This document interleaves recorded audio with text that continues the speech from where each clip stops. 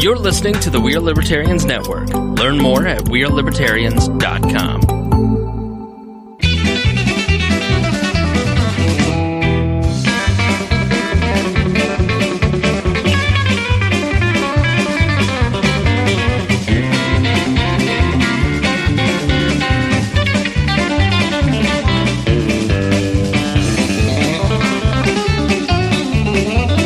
Welcome to the Boss Hog of Liberty podcast. This is episode number 120 of East Central Indiana's favorite podcast. I'm Jeremiah Morrell. Today I'm joined by co-host Dakota Davis and producer Chris Guffey. Today's episode features, well, the two of us, I guess the three of us, if Chris ever wants to chime in, but right now he's standing outside of the studio, so who knows what's going to happen. We are going to be talking about how we have the plans to save every county in America with all of their top priorities. You will want to hear this episode, and you will want to pass it along to all of your elected officials on the county level of your government. Once we get to the end of the show, we're going to talk about the people who want to help fix our city, the city of Newcastle, Indiana. So make sure you stick around to the end if you are a local listener. This show is about our lives in rural Indiana. We're here to push your boundaries and make you think as individuals. Sometimes we will provoke you. Other times we'll make you laugh. Hopefully, you will always learn something new. Hopefully. We're going to learn a whole lot of new things this episode, Jeremiah. I am. You've done the legwork today. I'm going to learn, and we're going to talk about it as we go. With this topic, you know, the title says how to save every county in America. I ran across an article from the National Association of Counties, and it was about the 2016 survey that they did of thousands of counties across the United States, and they asked them all, like, what are the biggest issues facing your county? What are the biggest setbacks in economic development, getting people to move to your county, and all of those sorts of things. I had some opinions on them. I had some opinions on the answers that the county officials gave that they said that they had already been doing. And I thought, you know what? We say local stories, national impact. This is the perfect topic. This is in the wheelhouse. Yeah. Especially for a guest or an episode we don't have a guest. And this was all your brilliant plan based upon me driving from Newcastle, Indiana, Henry County, to Toledo, Ohio, and I noticed that there was a Henry County. Yep. I was driving through and saw the Henry County Fairgrounds on US 24 between Fort Wayne, on Fort to Port, between Fort Wayne and Toledo. And this is the Colonel. I thought we were special. You thought you were the only one. And then I said, actually, there's a Newcastle, Kentucky in Henry County, Kentucky, and we're literally just a northern copycat. Yeah. It's all over the place. Newcastle of the world is a thing. My mom's from Newcastle, Wyoming, Weston County, Wyoming, but Newcastle, but all one word. Yes. That makes us better, I think, because, you know, we know how to correctly, we know the correct grammar and everything down in this Newcastle. We know that it's Newcastle, not Newcastle. We have some thank yous. We've got to thank the Patreon folks that contribute to put the show on the air for you. $50 and more a month. Those donors are Christopher Bilbrey, Christy Avery, John Phillips, and Craig DaCosta. You guys got to hear a few things in that this evening. Stories from Niagara Falls. You got a little bit from the weekend of the three of the Boss Hog personalities. I didn't get invited. You got invited. We just knew you wouldn't come. I didn't get invited. Actually, I don't think you did get invited at all. You were plumbing. We went up to the Chano Lakes State Park and checked out some breweries and wineries. You can hear about that. And then there's possibility of a sponsorship opportunity for our boy Guffey. So jump on patreon.com/Boss Hog of Liberty and learn all about it. In case you don't know, the Patreon side is a side where you pay us monthly, and we give you more of this show in return. You get more content. That's right. You get access. You get the show notes early. Occasionally, we have live shows where we have the Patreon members come in and sit in on those shows. I think we do a pretty good job of taking care of our Patreon members. I haven't heard any complaints yet. There have been posters. There's discounts on merchandise. There's all kinds of stuff. Special events, book signings, free books we've had in the past. Postcards, stickers. Postcards. The works. It's a very rewarding group. Plus, it is also rewarding for you because every time that you drive past this beautiful studio in downtown Newcastle, you know that you are helping pay for it. You're promoting local independent media. Also want to thank continuing sponsor, Farmer Brad LLC. If you go to farmerbrad.com/Boss Hog of Liberty, there is a chicken waterer available. It's just /Boss Hog. /Boss Hog. Yeah. It's not of Liberty. Man, it's so different. Of Liberty would just be too much typing. It's way too much. So farmerbrad.com/Boss Hog. And then enter promo code Boss Hog at checkout, and you will receive $3 off of your purchase of an automatic chicken waterer. And a portion of that goes into the Boss Hog Building Fund over here. That's right. We split the money with you. Fantastic. So right. Now let's talk about how to save every single county in America from everything that ails them, from their infrastructure problems, their financial needs, their jailing crisis, anything. I think we have all the answers. Counties are constantly trying to find ways to solve problems that the states above them create. Yes. There's word that came out just this week that Hancock County, our neighbors to the west, passed the LOIT that we've been discussing for the last year or two to pay for a new jail. They have over a $40 million jail project, and they passed a 0.2% LOIT that's going to be in place for the next 22 years at a minimum to pay for that project.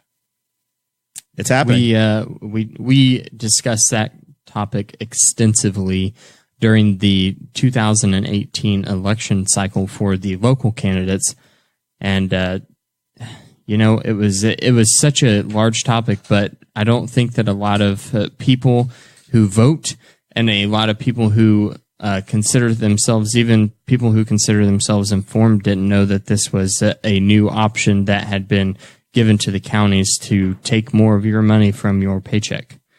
And unfortunately, there were people who were running for office that were saying that this tax was a good thing, and were also calling themselves fiscal conservatives, but still got elected to office.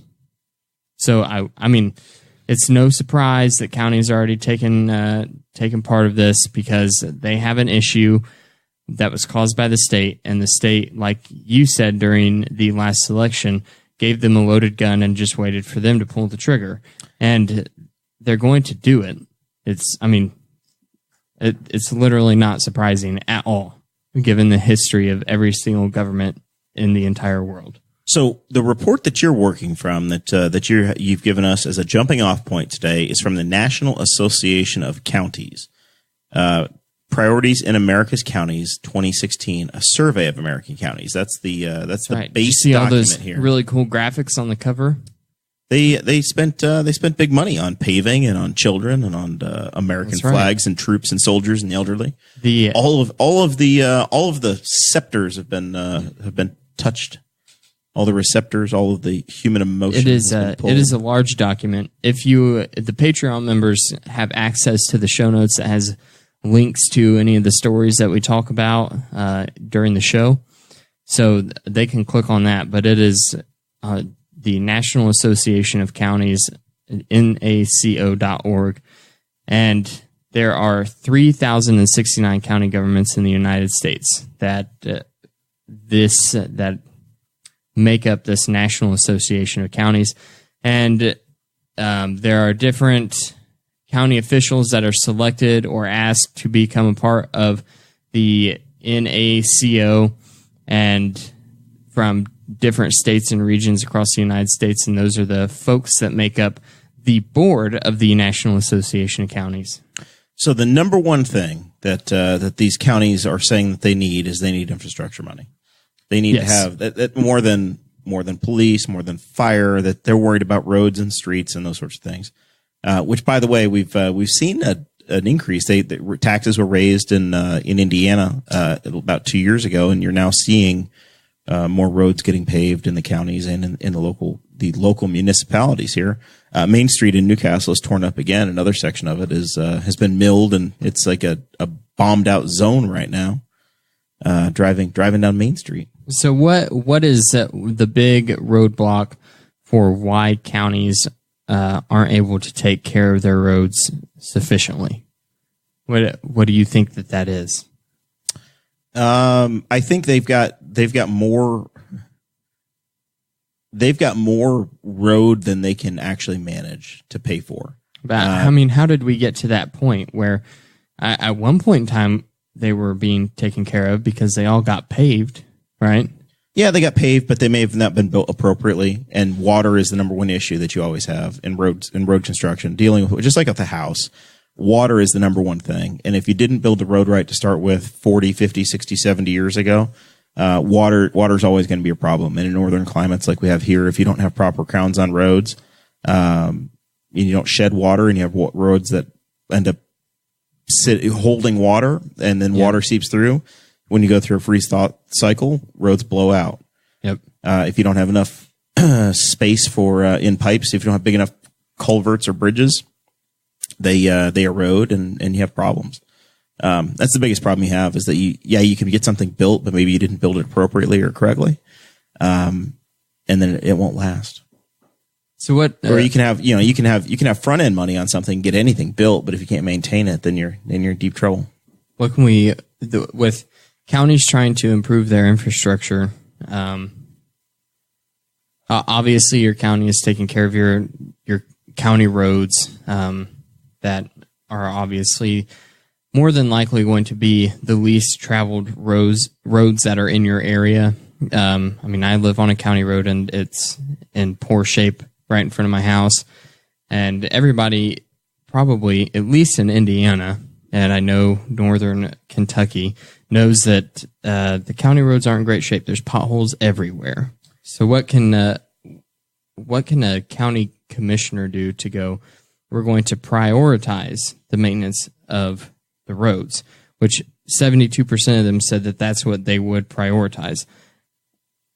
The number one thing, and you can see what they've done in our community here, is they've finally had money come back in. The number one thing they do is they try to do collector and arterial, so the artery roads that are actually carrying the most traffic are the ones that get addressed first.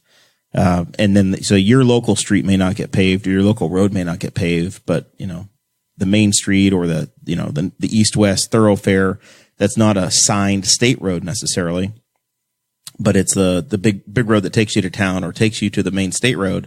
Those are the ones that they have to address and are dealing with. You may have a mile or two of very poor quality inferior roads, but once you get onto one of the good roads, then you're good to go. And that's what they can do. If the vast majority of your lane miles are on good roads because you're on the county roads that have actually been improved, then you're in decent shape. Think about it for you. If where you live, the main road that goes into the town you live in from the state road, that one's generally going to be in pretty good shape. So then you live off of that road. Right. And that's the road that you would say, okay, that's probably going to be in a little bit rougher shape. Same thing for me. I live one street off of Main Street in Newcastle, Indiana, or Main Street Road because it's in the county. But that's the deal. Is you may have a short section that's not perfect, and it's a big waste of money to go in and say, okay, I'm going to repave every road, and we're going to start with the one that was paved the last. We're just going to throw money at it, and we're going to start at A Avenue. We're going to B, C, D, E, F, G all the way through. That would be an incorrect way. Or say, okay, we're going to start at County Road 1000, and we're just going to start paving south till we run out of money and we get more money. We're going to start over. You have to prioritize them. So that's what you're saying. Is not you're saying prioritize the actual road that you fix. Yeah. And then also having some political connections matters as well. Now, our street here outside of the studio is going to get paved. And I can only assume that that's because of the political power and clout of the Boss Hog of Liberty podcast. We hosted the state Senate debate last year. We're near a state road, and now the city is choosing to repave our road. It makes so much more sense. Yeah. I saw that our road was all torn up, and I thought, why is that? But now I understand. Yeah, it's because we're here. We're the front door of the eyes of the media in the county and the city. Well, they just know that if they didn't do something about it, we were going to bitch about it relentlessly. Fix my road. So that's the biggest thing that you're that the county's identified is that infrastructure is the problem. That was of the biggest survey question. That was the one that they all agreed on the mostest at 72%. 1/3 of county officials said that cuts in the budget were the greatest detriment to their county. Having to cut areas of the budget where they'd previously been taking care of different things for county residents, like, for instance, like here in Henry County, the health department and places like those. And they said 1/3 of the counties, whenever they were asked what has been the greatest detriment to you, said having to cut these sections of the budget. So there's an interesting conversation that Rob Kendall has been putting out there, and it was he was on Leaders and Legends this last week with Robert Vane. He and Chris Spangle, our syndicator on the We Are Libertarians Network, they did that podcast. Very, very good podcast. You should definitely check out Leaders and Legends if you're not doing it already. But Rob was talking about how we just need to completely look at the way we tax in Indiana entirely. We have a patchwork that's just poorly done. You've got, if you try to list and recognize the number of local taxes that are in place, the menu of low taxes that are available, the property taxes, the different entities that add to your property taxes, it's extremely complicated. If you look at what a TIF district is and abatement, and the way you fund county governments and local governments is incredibly complex. And even the people that are professionals, that where it's their job, they can get confused. So it's easy for a county to say, well, it's because my budget's cut. Well, your budget's cut because processes changed or rules changed, and all of a sudden now your specific department is getting less money because the way the revenue is being doled out is different. It's not because there's less money in government. Government's still got a lot of money. But all of a sudden the bucket fills up, or there's an arbitrary cap that's on a health department or a parks department, and you can't do what you normally did. Yeah. So with that, the 1/3 of officials, so it was actually a little over a third. It was like 35%. Only 13% said that they actually cut an operation or a service that was provided by the county, like completely out of the budget. That it was eliminated. Yeah. Well, 13% of them eliminated. Even if you that. eliminate a service, it's probably going to get picked up somewhere else. Right. So, if you said, okay, we as a county are going to eliminate 911, right? So that's not on the table, but say Henry County decided we're going to get rid of 911. In your next county council race, someone will pick that out as a soundbite. Yeah. We're going to eliminate 911. The next thing that would happen would be a large municipality in your area would pick it up and provide that for the entire community. Right. So, say the city of Newcastle would then do 911 for the entire community. So it's not necessarily going to be gone, or wouldn't be gone in that case. And what these counties have probably done, they're depending upon another agency to pick up the slack. But I did think that it was interesting how literally every county government that's operating in the United States says we need more money. Well, everybody's going to want more money. Right. You're never going to have, it's your nature. Your nature is going to be, if you have employees, your employers are going to want to be paid more. You're going to want to have more employees. You're going to want to work less overtime. Right. You're going to want to be able to do more things or deliver more services or more products. Especially whenever we're talking about the government, the people who are elected officials to serve in the government, more than likely they're there. I'm going to say like 99% of the time they ran for office, and they are in office because they care and they want to help. And whenever they are there, it seems like the only way that we can help these people is by doing things for them. And to do things for folks, you got to have the money to be able to do those things. So I feel like there's this constant pool with the people that are in local government that are like, I'm here to help. I want to help you do things. Someone asks for something and they see it as a need, and then they go, we don't have the money for it. And if you're a person that likes to help people, not being able to do something because it's out of your control really sucks. And that's kind of the situation that they get in. So. Yeah, but it's not necessarily your authority. You don't necessarily have the authority to solve the problem that they're worried about. No, I totally agree with that. I'm just saying that I feel like that's kind of the natural circle of folks that get involved. So in your data mining of this document, from the National Association of Counties. I'm really interested in this collaboration that you showed that 91% of counties in the year 2016 had collaborated with either another government body or a non-for-profit, which we've seen happen many times in Henry County here with the Hope Initiative. We've had Dr. Kathy Hamilton on the program before. I do want to say, as a disclaimer to this statistic of 91% of counties collaborating, that could also mean the county is collaborating within the largest city within the county's boundaries. Right. So it'd be like Henry County collaborating with the city of Newcastle. You have interlocal agreements. Right. Which is what they have here for 911. Right.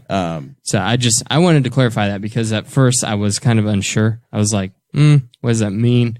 Does that mean they're collaborating with the state? Because of course the county is going to collaborate with the state for general road maintenance for like state roads going through the county. But I don't know. I mean, the states take care of the state roads. They take care of it, but how loose is your definition of collaborating? There's contact between. They'll ask for local input, right? But the dollars that pay for, State Road 3 is going to be rehabbed within the next 2 to 3 years here in Henry County. That's the city of Newcastle, the county of Henry County does not control that. Right. INDOT, the owner, decides what they're going to do, when they're going to do it, and how they're going to pay for it. Yep. Yeah, I know. I agree. That's why when I turn onto Riley Road, there's a giant crater where the new city road meets up with the county road, with the state road, and it's this abyss there that's probably going to be like that for the next 2 to 3 years because nobody knows who owns that portion. But the transition between the state road and the city road are questionable. But like you, my first thought that popped into my mind whenever I read that statistic was the Hope Initiative and the city of Newcastle, especially like talking about the Castle Theater, different things that the Hope Initiative has. Now, Hope's not involved with the castle. No, that's Main Street. That's Newcastle Main Street. Newcastle Main Street. Hope Initiative is involved with Memorial Park and some other. Sorry, I was thinking about the city with Newcastle Main Street. Yep. Yeah. So I guess I was wrong. The first thing that popped into my mind was a lie. Main Street. It was blasphemous. But but Hope does a lot with the community, and they obviously they work with the county government, and that's what your issue was about was the county, not the city elections. This is not the National Association of Cities. That's true. Now, many of the issues here that the NAOC, National Association of Counties, has outlined are issues that we see here. Counties that have affordable housing was the biggest economic threat to development in their county. Yep. I can say as a person who has firsthand knowledge of the family trying to find housing in the community that good housing is very hard to find right now. Selling fast, there's very little. They said that 42% of them said that was the biggest threat to economic development happening within their county. So, I mean, almost half of counties said that just having affordable housing. And they had talked about some of the things that counties were trying to do to combat this. And one of them was collaborating with the Housing and Urban Development. One of them was imposing rent control, which we've seen in a lot of really large cities throughout the United States, like Los Angeles, Chicago, New York. And those are different types of issues. We do have Section 8 housing in our area, but the biggest issue here is that it's the lack of new housing or quality housing stock That's what I think. More than I the agree. lack of, if you go to San Francisco, you can't afford to live there, right? The rent is ridiculous. If you go to Los Angeles or some of the big cities that are growing very quickly, you're into the multiple $1,000s a month in rent, which is off the charts compared to the income that folks make. Obviously, in the Midwest, we have a different wage scale than you do in other parts of the country, but there are multiple things that would fit into that bucket. The reasons why that's a problem in Los Angeles County are different than the reasons that there are problems in Henry County, Indiana.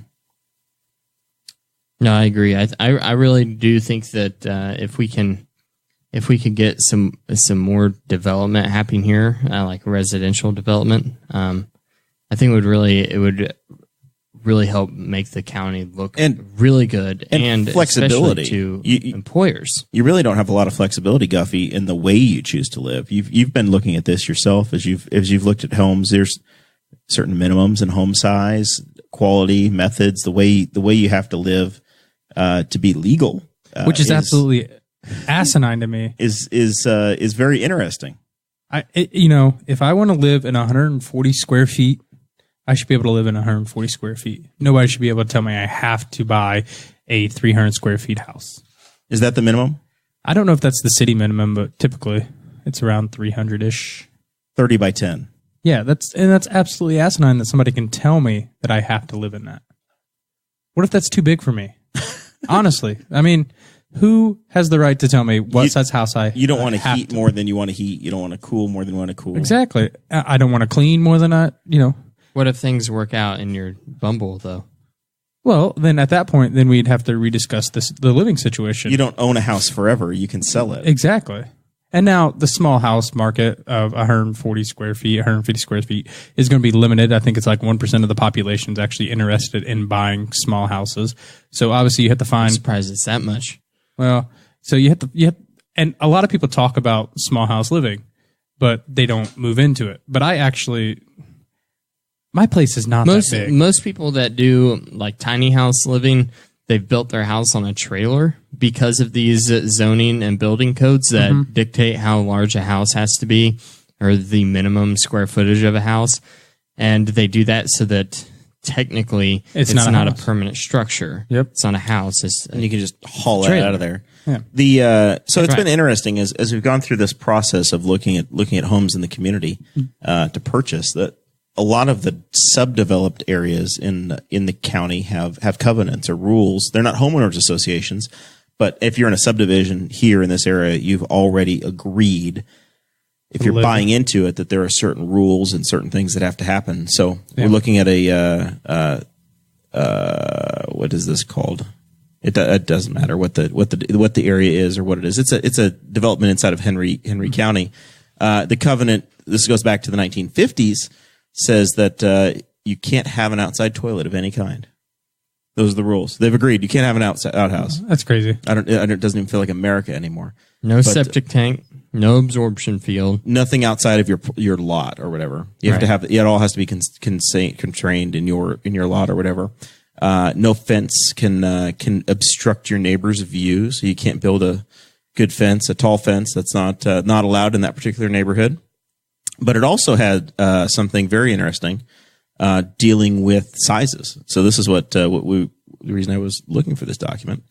Well, while you're looking for that, Dakota, to your what if it works out relationship wise, exactly what you were mentioning, building it on a trailer that has wheels, and then at that point, what I could do is or anyone that's interested in small house living could actually pull that to a campground and just leave it at the campground, and then that could be your camper or trailer or RV. You can find a place like that, or if you wanted to, you could still pull it with you to a campground, and so on and so forth. And then, why don't you just park it along the street? Put a license plate on it and see how quickly you violate rules. Well, it's going to have a license plate if you're going to pull it with the trailer. Yeah. So you just get a registration. Yeah, but if you put it on the street, then you have to deal with your waste, and you have concerns about electricity to it. Yes, but what I'm saying is that is for after. Put some windmills on the top and some solar panels. Have a little DC converter, and then have a septic holding tank in the bottom of it, just like a regular camper does, or a composting toilet, and you're good to go, man. You can just live. I will say though, after staying in the Potters, the wonderful Kevin and Libby's, theirs is too big for the road. With the slide outs, you could never put that in the street. I couldn't put it in the street, but man, could I live in that thing. It's about 16 feet wide with fully extended. Yeah, I could buy. It's too big for you. It's 35 feet long and 16 feet wide. But the living space is not. It is very small. Obviously, you should look into like park model homes, like and like what we have done in Brookville. Audrey and I have been looking at them. And new from the manufacturer, you can get them for like $42,000. And that's they deliver it to the plot of land and hook it up and level it. Well, it's already built. Yeah, I've looked at that. There's a company down in North Carolina that it has 3 options. Is it Oakwood Homes? There's one in Plainfield. Well, this one's in North Carolina. There's 3 options. Doesn't support local business. Shameful. Shame. You can buy it with all the materials to build the house for like $6,600. You could have it where they assemble the outside and they run the electric and stuff like that, but nothing else for $20. Or you can buy it where it's fully furnished on the trailer. It's got the bed, it's got the refrigerator and everything fully furnished for $41.50 or something like that. Yeah, and they'll deliver. Yeah, and that includes the cost of delivery. So this going back to this subdivision we were discussing, minimums, if you have a ranch style home, 1,200 square foot minimum. That's ridiculous. In that subdivision. And then if you were having a multiple story, you have to have at least 1,000 square feet on the bottom floor. That is asinine to me. So you have to have at least that. And then they also say that no basements can be dug for the permanent purpose or living quarters or temporary or permanent. That goes back to the 1950s, the rules that they put into place there. So my current residence, I would say, is probably 10 by 20 for one room, and I have 2 of those. And that's too big for me. I don't like it. And that's the thing. You have a 400 square foot house and it's too big for I don't you? like it. It's just too much. I don't like it. Like the kitchen in the bathroom, the kitchen's its own thing, and then the bathroom's right off the edge of the kitchen, and then the bedroom and the bedroom and the living room. We're gonna have to bring the cameras to really investigate. You're doing a terrible job of describing. But the real problem is that the boot of Aaron Dickin is on your throat, telling you can't live somewhere smaller. Yep, Aaron Dickin, friend of the podcast. Your one friend. My one friend is strangling me with my house size. With house size, I'm sure with a house that small, you got plenty of room in the backyard for chickens. I could put a fence up. I could put a 6 foot privacy fence up around my property. We also have rules that prohibit in this housing conversation. We have rules that prohibit multi-family dwellings. So in my community, I couldn't have an in-law suite in a garage if I wanted to. It is prohibited in the covenants that I have. And it is in a lot of the county where you can't say, hey, I'm going to add an extra house, an extra living quarters so that you can have these modern families of, oh, yeah, mom, or I'm going to have an extra person to help pay the rent and I'm going to put in a basement apartment. That's frowned upon in a lot of these areas. It's crazy to tell you. Who enforces that? Well, it's crazy that the government can tell you what you have to do with your house and what you can do with your house. Well, and okay. So if it may not be enforced well, but there's always the threat of it, or it's difficult to sell. You can't necessarily sell it or advertise it where you can. You get in a fight with the Joneses across the street. Revenue. Yeah, all of a sudden they weaponize their house against you, right? My neighborhood. Another interesting little I know surprise. His mother-in-law lives in that garage. I know that woman's there. No mobile homes may be placed in any lot in the addition, whether occupied or unoccupied. Sorry, Guffey, you're out. You can't move into my hood. There's something else that was. Oh yeah, you can have a 2-car garage all day long, but if you want to have a 3-car garage, you have to have every single neighbor sign off on it saying it's okay. Every neighbor and every single person has to say it's okay. If one person objects, you can't have your 3-car garage. Well, that's just too many cars. you should have 3 cars. There's also a rule against having too much lumber or things laying on the ground. But okay, so and you can't have if you start a house, you have to finish it within 6 months. Okay, or else I don't know. Maybe they'll make the county come in and burn it down. I don't know. Curious question to the 3-car garage thing. So, Jeremiah, you're married. I am. Successfully. For more than 365 days. Yes. I've made a lap around the sun. As of this week. Congratulations. Thank you. Now, you have your car. You have the Tahoe. You have the terrain for work. And Sarah has her vehicle. Yes. Now, what happens when you add a little Morrell to the family situation here? And then you got to get a 4th car. And now, in 16 years. But still, I don't think they start driving out of the womb. You don't know. But here you go, Jared Jr. Hold on. If it's a Tesla, they can. Huh? Teslas are self-driving. Self-driving. Smart driving. Yeah. But anyway, still to the point, if you have a family, what if you have twins? Well, I don't want to brag, but I can fit 8 cars in my driveway. They don't all have to be under the cover of a roof. But what if you want your kids to have, where they can go out in the garage? Yeah, but then all of a sudden people can't get their car out of the driveway. Exactly. Oh, we suffer through that now. We have to be somewhat strategic to make sure that we don't. I know. I always try to make sure I park in the back so that you can get out. Yes. Mm-hmm. I do the same. I've learned from Dakota. Yeah, I've taught you well. I park in the back. Everybody's like, always drive separate. Exactly, my man. That's why the Libertarians took 4 cars to Fort Wayne. Massive carbon footprint. Massive carbon footprint. All right, back to solving every county that exists. All right, where did we leave off at? 42% of counties Affordable housing. say that housing's the problem. We talked about the roads. We need the childhood development. So how could a county government influence affordable housing in their county?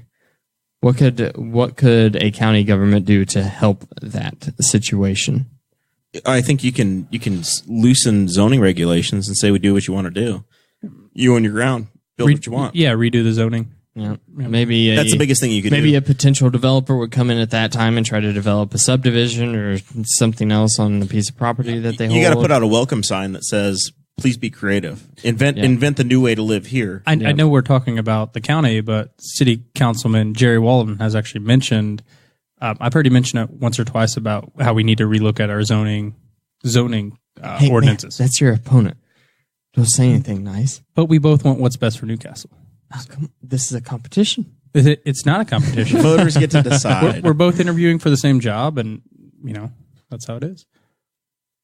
Let's see. Where did we leave off? 70% of county governments said that early childhood development is the best way to break the cycle of poverty, with many of them saying that they are hoping to include preschool and their public school system in the county. They're going to try to work with the public school corporations in their county to develop some kind of preschool there. So that's an issue that as I transition cycles in life and you start to think about at some point there'll be little Morrells running around. Early childhood matters to you, right? It's really not been a thing before. Not as concerned about the schools providing it or the government providing it, but I think to make a county not affordable, to make a county attractive for people that are coming to your community that want to live there, childcare matters and access to quality childcare matters. You don't necessarily just want to have you don't want to have to count on mom and dad, grandma and grandpa to look after the kids or, say, okay, yeah, your spouse is going to stay home with your children. You need to have something available for daycare, whether that is you making a decision you're going to go to a daycare or a pre-K or whatever the program is. You do need to have a robust set of options in your community. There was a study that just came out, and I just read about this. The first article I could find is a Reno Gazette Journal, which is part of the USA Today network. The headline is "Numbers Show No Benefit from Pre-K Education." So yeah, it's very contentious. It's apparently been something that's been well researched and known within the field of psychology, and university professors. A lot of educators have been asking for this, and politicians have pushed for it so that governments provide it.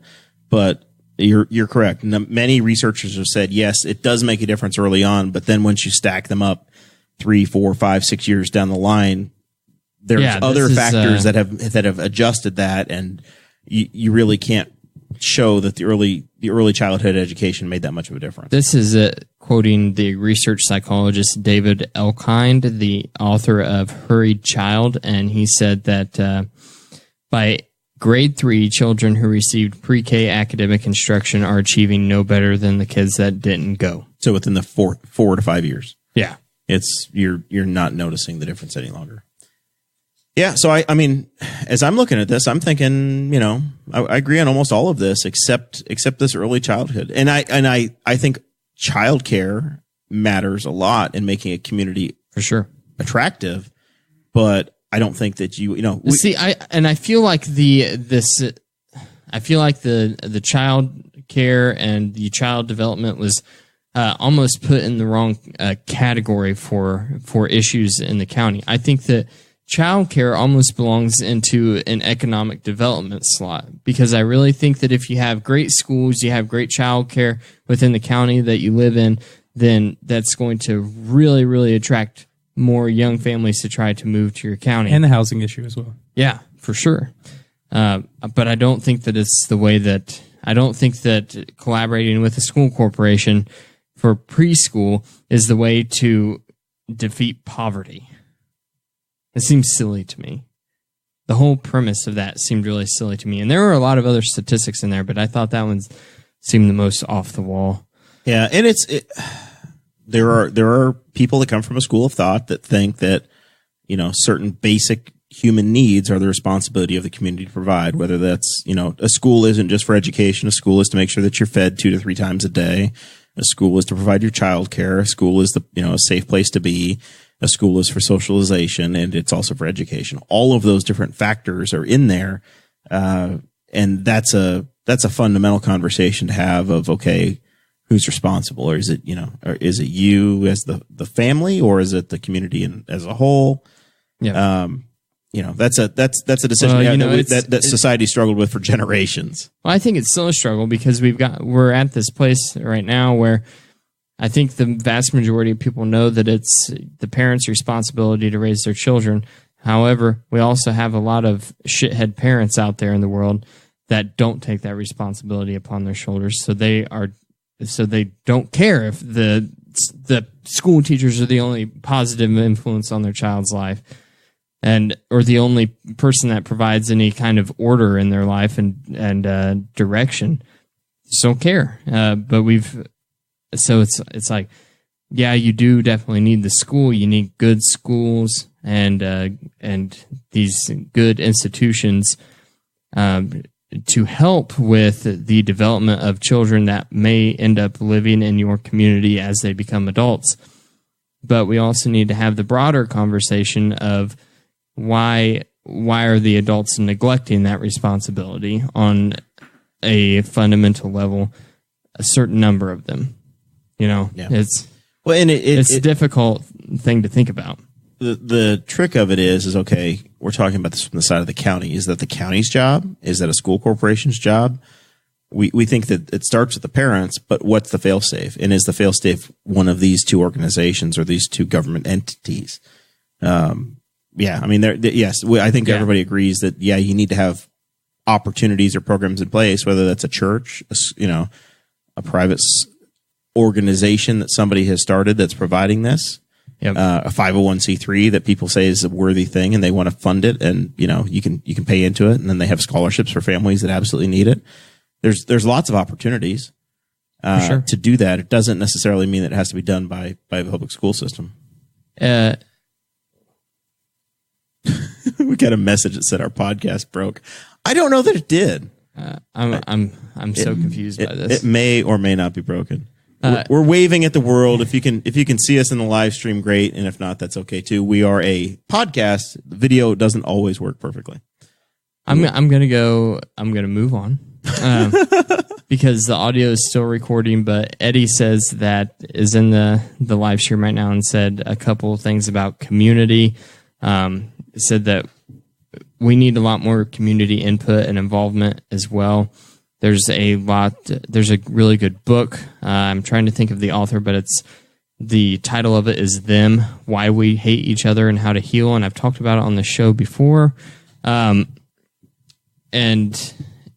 it talks about the loss of the community institutions within towns and counties and things like that, like the Freemasons, the Elks Club, your local Rotary Club.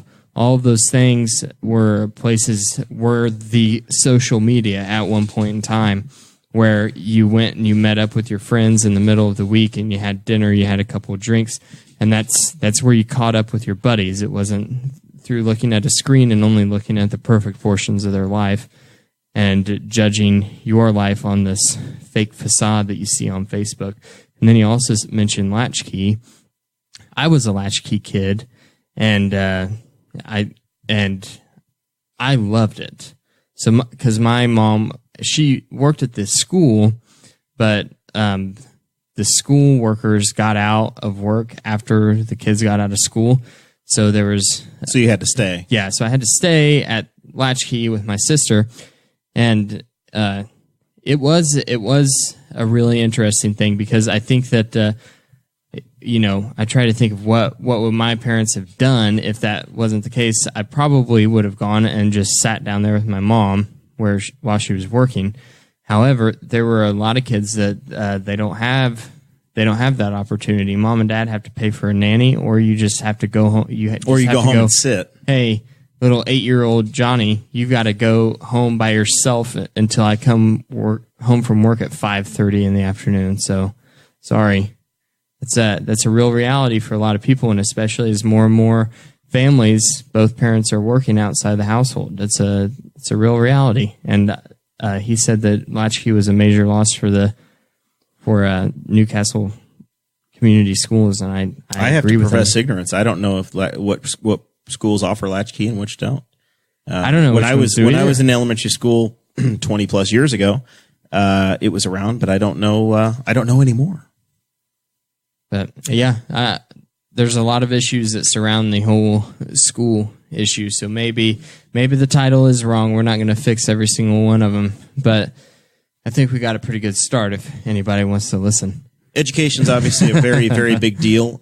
We are starting to see information and on the 2020 governor's race coming up. Saw another announcement today.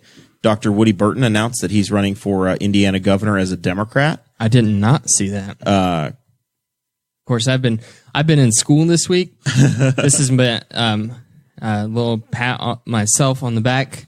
I've made it through my 4th level / year of my training, which is also final. I said the Woody very Burton. end. Woody Burton is Dan Burton's brother, the state rep. Woody Myers, Dr. Woody Myers, who was a Wishard doctor, and he was also the Indiana health commissioner under Governors By, and I want to say another, but I can't say for certain. And then Eddie Melton is also running across the state. He's been going on the education side. He's been going with Dr. Jennifer McCormick. Eddie Melton's a senator from Northern Indiana, Democrat, but he's been been out there with the Republican state superintendent instructor on a listening tour. I still think that Pete Buttigieg is going to drop out of the presidential race and then take all that momentum towards the governor's race.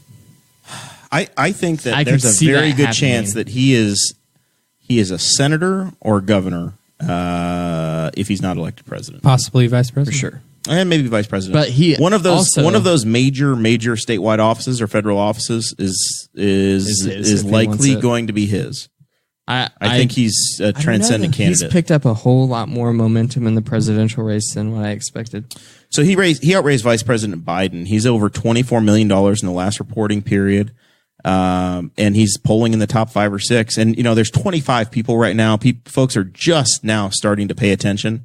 There's another round of debates coming, and that's going to really start to narrow the field. Let me try to find this one here for everybody.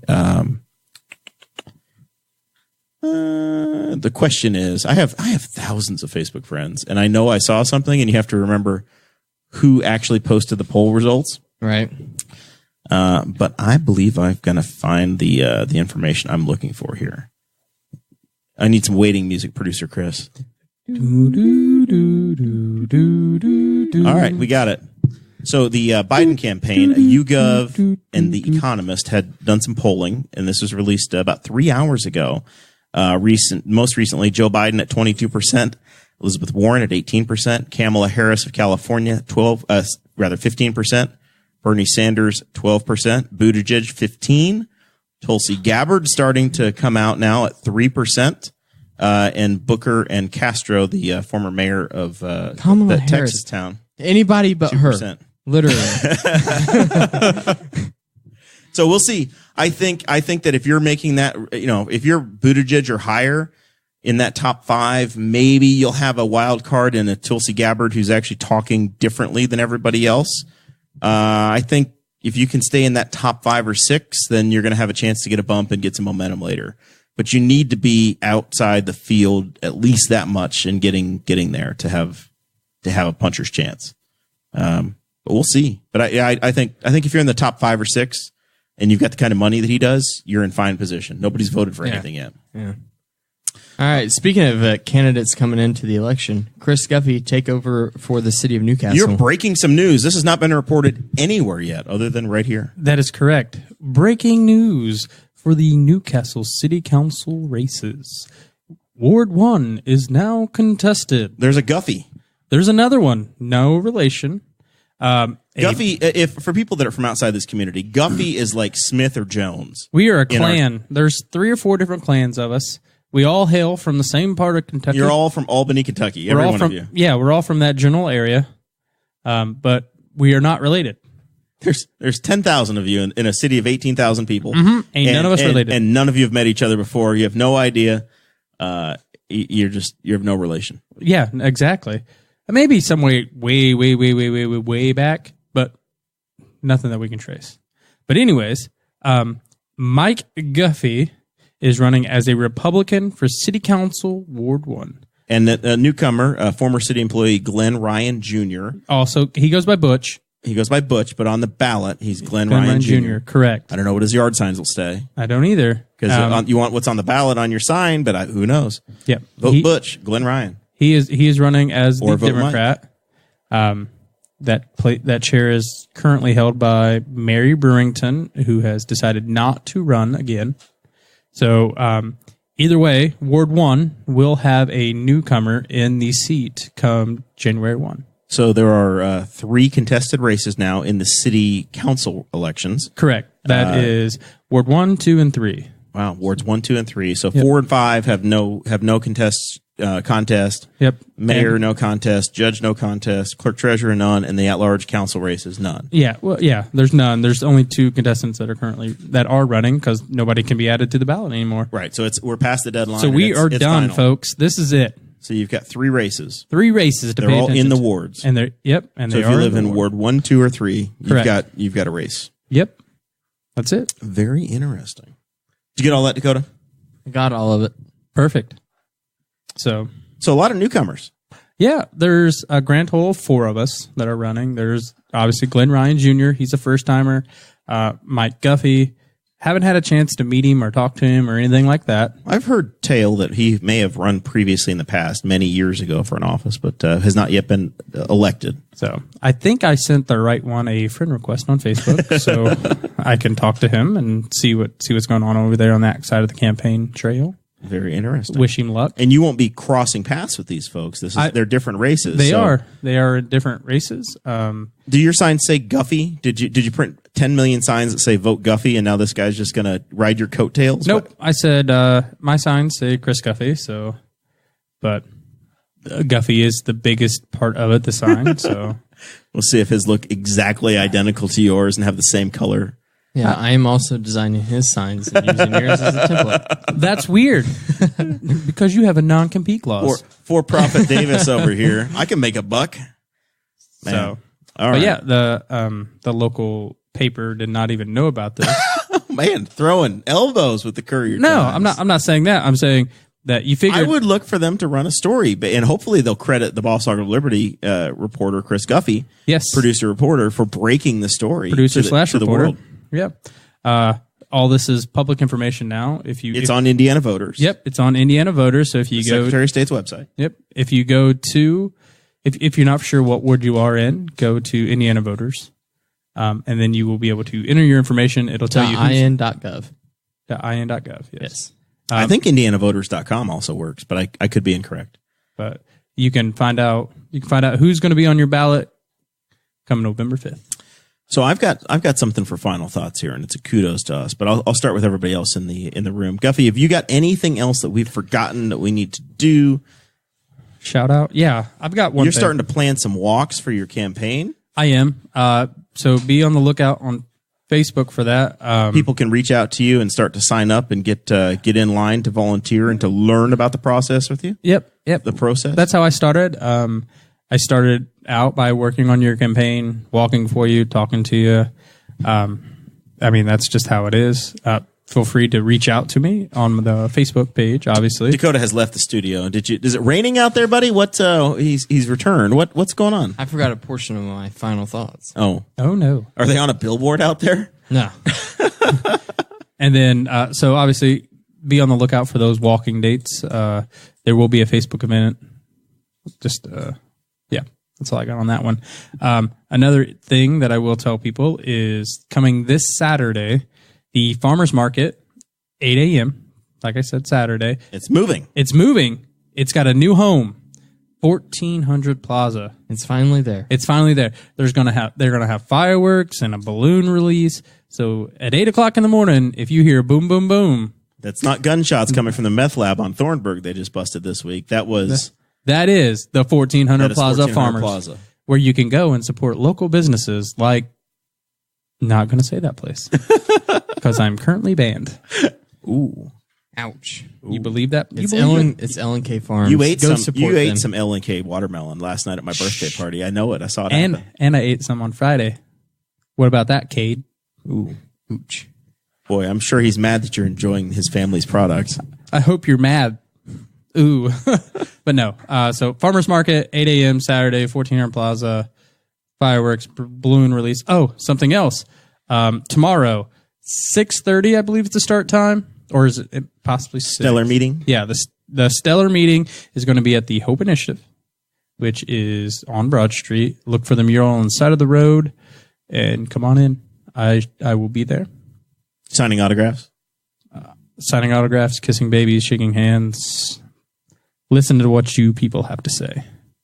Dakota Davis, final thoughts. My final thoughts are that there is a Libertarian Party of Henry County meeting this Sunday at 1 p.m.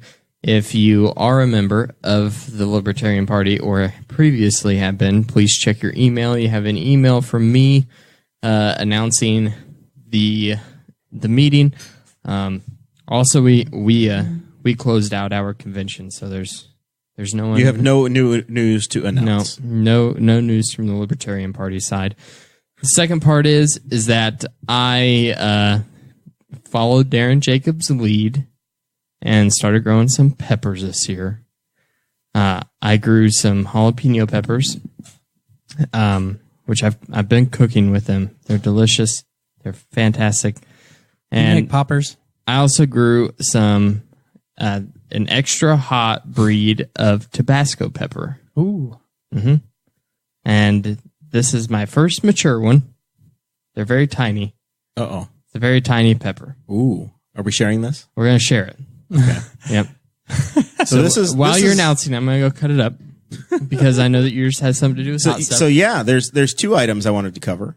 The Henry County 4-H Fair is coming up this week. It's actually started already. But this weekend on Sunday is the outdoor cooking contest, the third annual at the Henry County 4-H Fair. You can get more information by calling 765-529-5002 and talking to Sherry Poff, or you can email her, spoff@purdue.edu. It will be at the Henry County Memorial Park Fairgrounds. Check in at 1:30. You start grilling at 2:30. It's adults only, 19 and over, and it is on Sunday. So you have the chance to win a big old trophy. As an Sunday in the outdoor cooking. It's counter programming the meeting that Dakota's promoting, but if you can't join us, go do some outdoor cooking. Enjoy the county fair. They're trying to create opportunities for adults to participate. Also, Tuesday night of next week is the Henry County 4-H Junior Leader Pie Auction. So I'm one of the club leaders for the junior leaders, and they make pies. The proceeds of those pies, I think they'll sell at 6:30 or 7 o'clock. Maybe 6 o'clock. Check local listings. Tuesday night, between the hours of 6 and 7 o'clock, the cherry pie, it used to be the cherry pie auction, now it's just any pie, any sort of a fruit pie, non-refrigerated, will be sold, and it goes to scholarships for those kids. No sugar cream? Possibly, but it's not advised. We're asking this year because of the changes that are happening out there where we don't have the refrigeration space we typically do. Okay. They're asking for non-refrigerated pies this year from the kids. Gotcha. But there's normally 15 to 20 to 30 pies out there, and they'll sell anywhere from $30 a piece up to $1,000. My wife used to make pies for that. Monica used to make her pies. Let's be honest. Oh, Audrey makes great pies. You've had her pies. I know she did. I know. The PV girls made them incredible pies. They should probably outsource their services to some of the other kids. So come out Tuesday night for that thing. All right. So I have to say that I was watching on July 9th, my birthday, yesterday, the Bob and Tom show was promoting Joey Chestnut had come through town, the hot dog eater guy, Yes. the competitive eater. Yeah. He is. Sorry, I don't want to steal your thunder. So he was in honor of him. They in the event that they have just a week earlier this week, St. Elmo's, the world famous steakhouse, has their shrimp cocktails, and they eat the shrimp cocktail. Josh Arnold and the other guy on the Bob and Tom show ate 10 shrimp cocktails. Ace Crosby. Ace Crosby. I watched the entire thing. I love Chris Spangle. I know he works there. He's a big part of our family, and he's a big part of the Bob and Tom family. Our Ghost Pepper episode, for entertainment value, killed theirs. Killed it. It was mostly based upon Dakota not being able to talk. So now that you've brought in your homegrown pepper, Tabasco pepper, this is another Spiceland Township pepper. Mm-hmm. The last time Spiceland Township peppers were on the show, grown out of the soil from the banks of Beezer Creek. There's no E. coli in this, is there? I don't think so. All right. I've not eaten one yet, so I can't say. This is, like I said, this is the very first mature one. This is you've not had anything. So this is, there's a bunch of really smaller ones. You don't have a chaser. We don't have any milk. We got nothing. This smells good though. And I don't know how hot they are. Guffey, this is going to be a visual thing. So I need you to swing around the corner and get close to me as you eat this. Okay. I feel like you guys should know that I'm kind of a hot connoisseur, so this probably won't phase me. After the ghost peppers, I don't think anything's going to hurt me. But here we go. 3, 2. If we can't talk anymore, we love you and we'll see you next week. 1.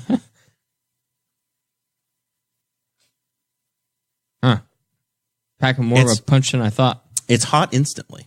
Yeah. It's not. It is hot. Oh, I'm going to hiccup. I can feel it.